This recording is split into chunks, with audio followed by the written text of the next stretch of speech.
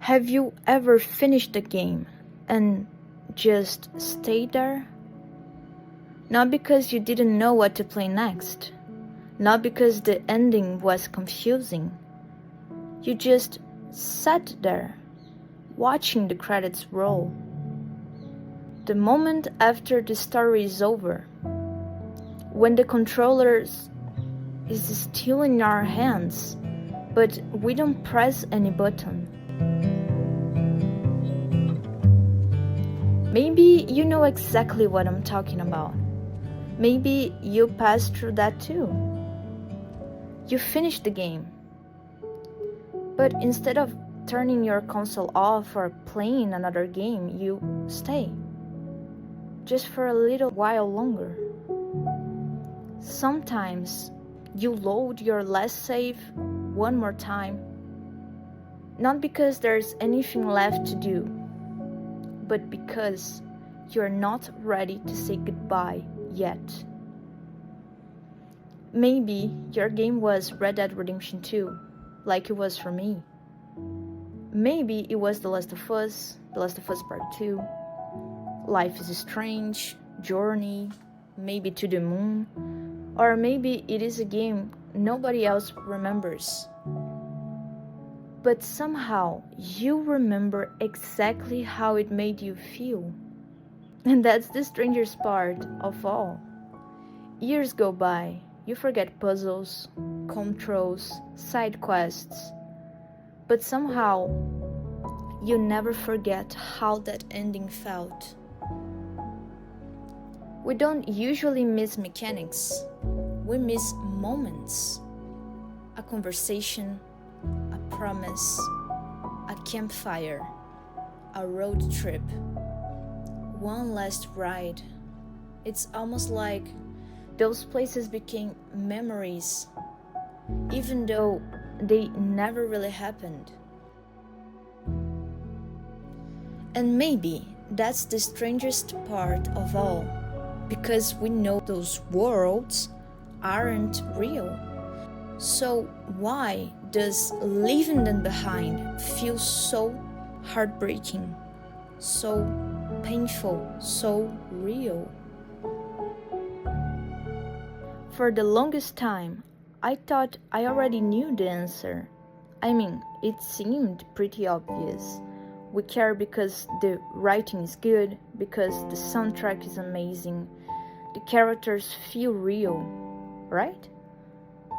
Think about Arthur Morgan. His story is incredible. Or Joe and Ellie, their relationship feels real in a way that's hard to describe.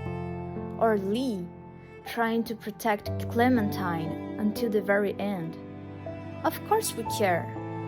These are some of the best written characters in gaming. So that has to be the answer, right? The moment I thought about it, the more something started bothering me. Because movies have all of that too. Great books do it too. Amazing TV shows, beautiful musics, incredible performances. They can all make us cry. They can stay with us for years. So why do games sometimes feel different? Why does losing a game sometimes feel less like finishing a story and more like saying goodbye to someone you actually knew? That didn't make sense to me. If stories were enough, then movies should always hit just as hard, but sometimes they don't. And that's when I realized, maybe I wasn't asking the right question. Maybe the question isn't, why do we care about these characters? Maybe the real question is, why do we feel like we were there? I couldn't stop thinking about that question. If movies can make us cry, and books can stay with us for years, then why do some games feel different? Then I noticed something that had been right in front of me the whole time. Every time I talk about one of those games, I never said, the character choose. I always said, I choose. I saved her. I couldn't save him. I left. I stayed. I trusted them. I lied. That's a strange way to talk about fiction. Think about your favorite movie. You would probably say, he sacrificed himself. She made the wrong choice. They shouldn't have done that. But with games, something changes. We stop talking about the story and we start talking inside it. Games don't just ask us to watch someone make a choice. They hand us the controller and quietly ask, what would you do? Choosing whether to hug someone, choosing a dialogue option, choosing to help, choosing to walk away. And from that moment on, every decision starts to feel just a little bit personal. Not because the games forces us to care, but because it lets us participate. Even when the story doesn't change, the decision still feels like it was ours. We weren't just watching someone else's journey. We were leaving our fingerprints on it. And maybe that's where the answers begins. Because the moment you stop being a spectator, the story stops belonging only to the characters. It starts belonging to you. But something even stranger happens after that. Turns out, our brain have a name for this. That feeling of saying, I choose, instead of that character choose. Isn't just a way of speaking. Something really interesting is happening. Without even noticing, your brain starts treating the experience as something you actually lived. Think about it.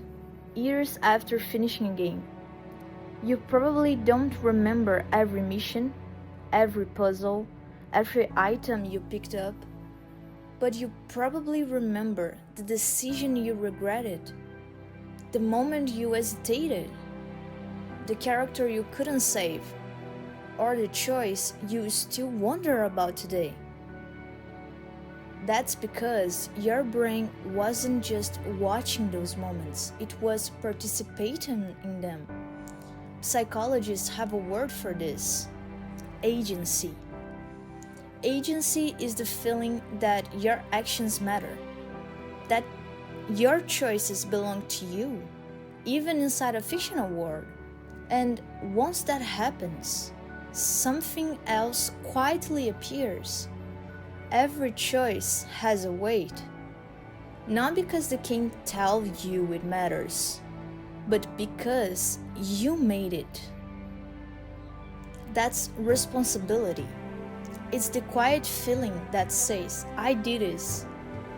Even if the game gave you the options, your brain remembers that you picked one. And then something even stranger happens. After a while, you stop talking about the character as if they were someone else. You start saying things like, I couldn't save her, I trusted him, I shouldn't have done that. Somewhere along the journey, the line between you and the character becomes just a little blurry. Psychologists call this self-insertion. It's the moment when a part of your identity quietly steps into the story. That's why these memories don't feel like scenes from a movie. They feel like memories you are part of. But even that isn't enough to explain everything. Because there's one last piece that changes everything.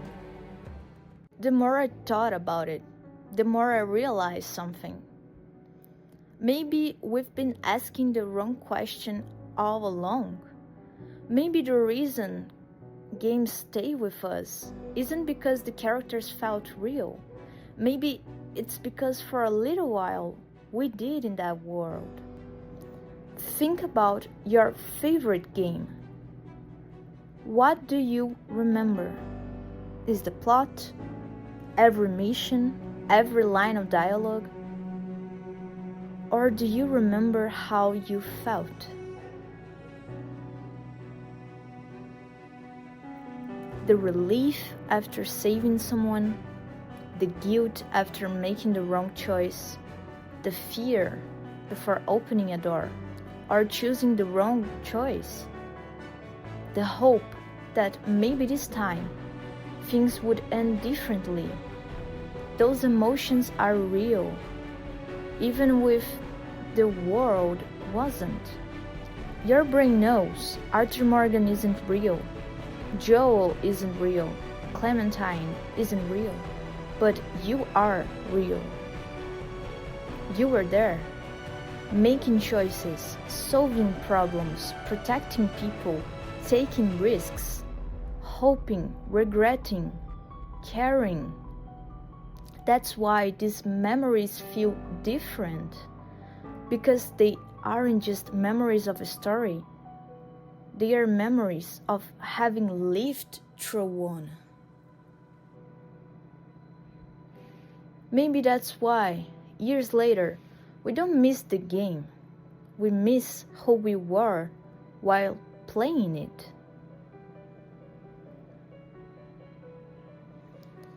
And I think that's one of the most beautiful things games can do. They don't just let us escape reality. Sometimes they help us discover a part of ourselves we didn't know was there. So, what does all of this say about us? I've been thinking about that question for a long time. Why do games hurt so much? Why they broke us? At first, I thought it was because of stories. Then, I thought it was because of empathy. But now, I think the answer is much simpler. Games ask us to do something almost no other media can. They ask us to participate, to choose, to care, to fail, to try again, to become part of the story, instead of simply watching it. And somewhere along the way, something beautiful happens. The line between their story and our memories becomes harder to see. That's why, years later, we still remember these worlds, not because they were real, but because our feelings were. We didn't lose a real person. We lost a version of ourselves that only existed inside that journey. And maybe that's why saying goodbye feels so hard, so painful, so heartbreaking. Because for a few hours, or maybe for a few weeks, we weren't just playing. We were living another life. Maybe that's what makes games so special. They don't just tell us who someone else is. Sometimes they quietly show us who we are. Thank you for watching. See you in the next story. We made it. I love you, Carl.